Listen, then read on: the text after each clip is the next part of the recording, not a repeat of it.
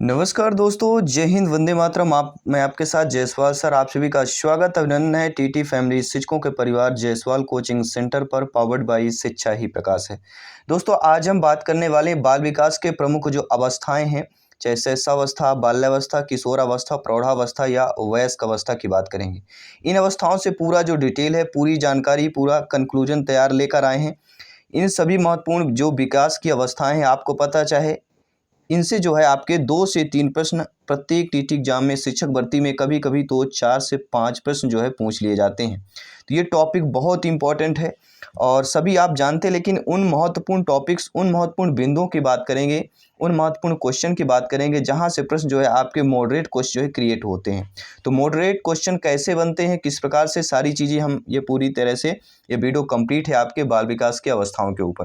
तो चलिए देर न करते शुरुआत करते हैं। बाकी क्लासेज यहाँ पे आई बटन पे लिंक दे दी गई है। आपके आई बटन पे लिंक फ्री ऑफ कॉस्ट है, क्योंकि राष्ट्र हित में टीटी फैमिली है, शिक्षकों का परिवार है, वर फैमिली है, आपका परिवार है। चलिए देर न करते शुरुआत करते हैं। पहली अवस्था के बारे में हम बात करेंगे। पहली अवस्था आपकी शैशवावस्था, जो जन्म से लेके 5 या 6 वर्ष तक की अवस्था कहलाती है। देखिए, शैशवावस्था के उपनाम आते हैं। शैशवावस्था को और किस नाम से जाना जाता है? जीवन का सबसे महत्वपूर्ण काल के नाम से जाना जाता है, सीखने के आदर्श काल के नाम से, खिलौने के आयु, पूर्व बाल्यावस्था जिसे कहते हैं, भावी जीवन के आधारशिला की बात करेंगे, अतार्किक चिंतन आयु के नाम से भी जाना जाता है, तीव्र विकास की आयु का सर्वाधिक महत्वपूर्ण काल के नाम से जाना जाता है, और संवेगों की वजह से स्वर्णिम काल के नाम से जाना जाता है। आपकी जो शैशवावस्था है, शैशव काल की विशेषताएं क्या क्या होती हैं? तो शैशव काल की पहली विशेषता होती है कि शारीरिक व मानसिक विकास में तीव्रता होती है। जी हाँ साथियों, शैशव काल की पहली विशेषता, प्रमुख विशेषता होती है कि इनमें शारीरिक और मानसिक विकास तीव्र गति से होता है। फिजिकल एंड मेंटल डेवलपमेंट की बात करेंगे। दूसरी जो विशेषता होती है, सीखने की प्रक्रिया की में क्या होती है? तीव्रता होती है। जी हाँ, जो शैशवावस्था होता है, इस अवस्था में बच्चे जो सीखने की प्रक्रिया में सबसे तीव्र में होती है, यानी जो लर्निंग प्रोसेस होता है वो फास्ट होता है। इसके बाद बात करेंगे तीसरी विशेषता की, कल्पना जगत में। कल्पना जगत में विचरण की विशेषता होती है, मूल प्रत्यात्मक व्यवहार की विशेषता होती है, और दोहराने की प्रवृत्ति भी आपकी इसी अवस्था की विशेषता कहलाती है। अनुकरण द्वारा सीखने की प्रवृत्ति, द नेचर ऑफ लर्निंग, भी आपकी शैशवावस्था की प्रमुख विशेषता है। संवेगों का प्रदर्शन करना, नैतिक भावना का अभाव जो है इस पे पाया जाता है। ये भी ध्यान देना है कि ये आ गया कि नैतिक भावना का अभाव किस में पाया जाता है, तो नैतिकता का यह विकास बच्चे में नहीं हो पाता है शैशवावस्था में। ठीक है, तो नैतिकता का अभाव या मोरल सेंस का यहाँ पे, ठीक है, अभाव पाया जाता है। अगली विशेषता के स्व केंद्रित बालक। जी हाँ, शैशवावस्था की प्रमुख विशेषता की इस अवस्था में बालक कैसा रहता है? स्व केंद्रित होता है। अक्सर आपने प्रश्न पर देखा होगा, ये ऑप्शन जरूर आपने देखा होगा। अगली जो प्रमुख आपकी विशेषता कहलाती है, काम प्रवृत्ति, फ्राइड के अनुसार। किसके अनुसार? अकॉर्डिंग टू फ्राइड के अनुसार की बात करेंगे। दूसरों पर निर्भरता रहते ही सभी लोग जानते हैं। आत्म प्रेम की भावना या आत्म केंद्रित बच्चे शैशवावस्था में होते हैं, एंड दूसरे शिशुओं के प्रति रुचि भी रखते हैं। जिज्ञासा की प्रवृत्ति की बात करेंगे। साथ ही अपनी संवेदनाओं, शारीरिक क्रियाओं के माध्यम से सीखते हैं। अपनी जो संवेदना होती किससे? वह शारीरिक क्रियाओं के माध्यम से बच्चा जो है सीखता है। और सामाजिक भावना का इस पर भी अभाव पाया जाता है। सभी लोग जानते हैं सोशल जो होता है, सेंटिमेंट की बात करेंगे, इसमें अभाव पाया जाता है। ठीक है, तो ये थे महत्वपूर्ण आपके शैशवावस्था के उपनाम और इनके महत्वपूर्ण विशेषताएं। अब जान लेते हैं शैशवावस्था की प्रमुख परिभाषाएं क्या क्या आती हैं, और अक्सर ये परिभाषाएं पूछी जाती हैं। स्टैंग के अनुसार जीवन के प्रथम 2 वर्षों में बालक अपने भावी का शिलान्यास करता है। अगर प्रश्न आ गया कि शिलान्यास करना, तो ये समझ लीजिएगा ये कथन जो परिभाषा है स्टैंग महोदय जी की है। दूसरी परिभाषा आपकी ब्रिजेज के अनुसार है। इनकी परिभाषा यह है कि 2 वर्ष की उम्र तक बालकों में लगभग सभी संवेगों का विकास हो जाता है। तो सभी संवेगों का विकास हो जाता है, किसने कहा? ब्रिजेज के अनुसार, अकॉर्डिंग टू ब्रिजेज। ठीक है, ये भी आपको ध्यान देना है। तीसरी परिभाषा जे न्यूमैन की परिभाषा है कि 5 वर्ष तक की अवस्था जो है शारीरिक और मस्तिष्क के लिए बड़ी ग्रहणशील रहती है। किसने कहा है? जीव न्यूमैन ने कहा है। वैलेंटाइन ने कहा है शैशवावस्था सीखने का आदर्श काल है। ये काफ़ी बार टीटी एग्जाम में पूछा गया है, ये परिभाषा है, कथन अक्सर पूछी जाती है कि शैशवावस्था सीखने का आदर्श काल है। किसने कहा है? तो वैलेंटाइन ने कहा है, नोट कर लीजिएगा। साथ ही साथ वाटसन का कथन है कि वर्ष में 2 वर्ष में बालक में क्रोध, प्रेम, भय नामक संवेगों का विकास हो जाता है। प्रश्न आ गया कि अकॉर्डिंग टू वाटसन बालक में जो है क्रोध, प्रेम, भय नामक संवेगों का विकास कितने वर्ष तक हो जाता है? 1 वर्ष, 2 वर्ष, 4 वर्ष, 6 वर्ष, तो 2 वर्षों की बात करेंगे। ठीक है। गैसेल के अनुसार परिभाषा है कि बालक जो है प्रथम 6 वर्ष के बाद में 12 वर्ष से भी दुगना सीख जाता है। जी हाँ, बालक का जो प्रथम 6 वर्ष होता है, ठीक है, तो बाद में 12 वर्ष से दुगना से सीख सकता है। ये किसका कथन है? गैसेल का कथन है, ये भी नोट कर लेना है। दूसरी एक अगली परिभाषा है, एडलर की परिभाषा है कि शिशु के जन्म के कुछ समय बाद ही यह निश्चित किया जा सकता है कि भविष्य में उसका क्या स्थान है। अब देखिए, ये थोड़ा अटपटा परिभाषा है कि शिशु के जन्म के कुछ समय बाद ही निश्चित कर दिया जाता है। ये कहना है एडलर का। सहसावस्था की एक जो संपूर्ण कहते हैं कि थोड़े चीज़ों में कैसे जान सकते हैं, तो एक और झलक देख लेते हैं जो इम्पोर्टेंट है आपके सिलेक्शन की दृष्टि से, एग्जाम के दृष्टि से देखा जाए। देखिए, सहसावस्था में जीवन अन्य वर्षों की तरह सबसे ज़्यादा विकास और वृद्धि होता है। इस अवस्था में अंत तक चलने वाले दौड़ने शब्दों द्वारा अपनी आवश्यकताओं को व्यक्त करने जो है योग्य हो जाता है। स्वयं खा सकता है, परिवार के सदस्यों व स्वयं को पहचानने लगता है, जानने पहचानने माहौल में आत्मविश्वास से घूमने लग जाता है और 5 वर्ष की आयु में संवेगों पर वातावरण का प्रभाव पड़ने लग जाता है। ये थे आपके इम्पोर्टेंट। ठीक है। अब इसमें देखते हैं शारीरिक विकास, मानसिक, सामाजिक, संवेगात्मक, चरित्रीय विकास आता है। तो शारीरिक विकास की बात करेंगे, फिजिकल डेवलपमेंट की बात करते हैं। देखिए, शारीरिक विकास का जो क्षेत्र होता है, स्नायु मंडल होता है, स्नायु संस्थान जिसे कहते हैं, मांसपेशी संस्थान, पाचन संस्थान, लिम्फटिक संस्थान हो गया, इसके बाद प्रजनन संस्थान। ठीक है। और ये रीट 2015 में पूछा भी गया था, ये प्रजनन संस्थान की बात करें तो शारीरिक विकास का क्षेत्र कौन कौन सा होता है? स्नायु मंडल, मांसपेशी, पाचन, लिम्फटिक और प्रजनन, ये आपको ध्यान देना है। अब देखिए, भार की बात करेंगे। सहसावस्था में भार की बात कर लेते हैं। तो जन्म के समय तथा संपूर्ण सहसावस्था में बालक का भार बालिका की भार की अपेक्षा अधिक होता है। ठीक है। यानी अगर बॉयज की बात करें, गर्ल्स की अपेक्षा जो है बॉयज को भार जो है अधिक होता है। ये आपको समझ गए होंगे। तो जन्म के समय बालक का भार कितना होता है? तो लगभग कह सकते हैं 7.15 से, या कह सकते हैं 6 से लेके 8 पाउंड पर। और बालिका का भार यहाँ पे क्या कह सकते हैं 7.17 पाउंड होता है। और उत्तर सहसावस्था में यानी 6 वर्ष तक लगभग जो है 40 पाउंड हो जाता है, 6 वर्षों की अगर बात करें। सहसावस्था में अगर लंबाई की बात करते हैं तो जन्म के समय बालक की लंबाई 51.25 सेंटीमीटर और बालिका की लंबाई 50.75 सेंटीमीटर होती है। इस प्रकार जन्म के समय जो है बालिका की अपेक्षा बालक कुछ लंबा होता है। 6 वर्ष तक लंबाई लगभग 100 या 110 सेंटीमीटर के आसपास बालकों की हो जाती है। सहसावस्था में मस्तिष्क के विकास की बात करते हैं। जी हाँ, शिराभिमुख सिद्धांत आपने पढ़ा भी होगा। तो जन्म के समय शिशु के मस्तिष्क का जो भार है वह 350 ग्राम होता है। ये काफ़ी बार पूछा गया है कि जन्म के समय शिशु के मस्तिष्क का भार कितना होता है, तो 350 ग्राम होता है, जो शरीर के अनुपात में अधिक होता है। 2 वर्ष की आयु में इसका भार दोगुना हो जाता है। तो 2 वर्ष की आयु में इसका भार कितना होता है? दोगुना हो जा सकता है, यानी कह सकते हैं हम कितना हो जाता है 700 की बात करेंगे। और 6 वर्ष तक की आयु में बच्चे का जो है सिर का लगभग जो है पूर्णतः विकास हो जाता है और मस्तिष्क का भार 12 से लेकर 1400 ग्राम के बीच हो जाता है, यानी बाल्यावस्था की अगर बात करें। सहसावस्था में हड्डियों के बारे में प्रश्न आता है, बोन्स के बारे में, कि नवजात शिशु जो होते हैं इनकी हड्डियों की संख्या कितनी होती है। कि नवजात शिशु या सहसावस्था में जो है 270 हड्डियां होती हैं और सहसावस्था में ये छोटी, कोमल तथा भली प्रकार से जुड़ी हुई नहीं होती हैं। ये जो है कैल्शियम, फास्फोरस तथा अन्य खनिज पदार्थों की सहायता से धीरे धीरे सुदृढ़ अर्थात मजबूत होती हैं। हड्डियां की दृढ़ीकरण अर्थात जो मजबूतीकरण है, इस प्रक्रिया को क्या कहा जाता है? इस प्रक्रिया को अस्थिकरण कहा जाता है। ये भी नोट कर लेना है।